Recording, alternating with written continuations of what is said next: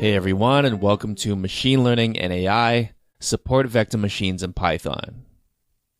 Support vector machines are one of the most powerful machine learning models around, and this topic has been one that students have requested ever since I started making courses.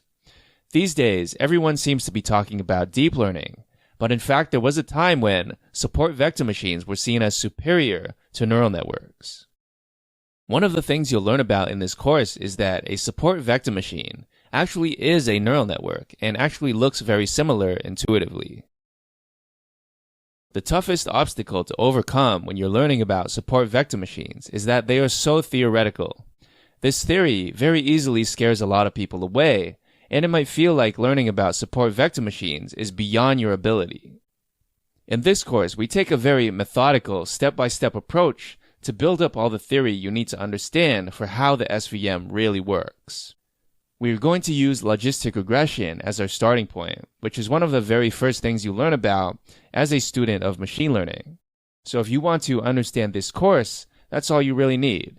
Just have a good intuition about logistic regression, and by extension, have a good understanding of the geometry of lines, planes, and hyperplanes.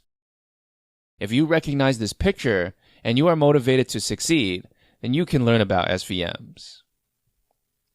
For those of you who are thinking, oh, theory is not for me, I don't want to learn about SVMs, well, there's still a lot of material in this course for you too. A lot of people ask me, lazy programmer, I don't really want to know the ins and outs of the model, I just want to use the model. And in this course, there will be not just one, but 2 full sections devoted to just the practical aspects of how to make effective use of the SVM. We'll do end-to-end examples of real, practical machine learning applications such as image recognition, spam detection, medical diagnosis, and regression analysis. Thanks for listening, and I'll see you in the next lecture.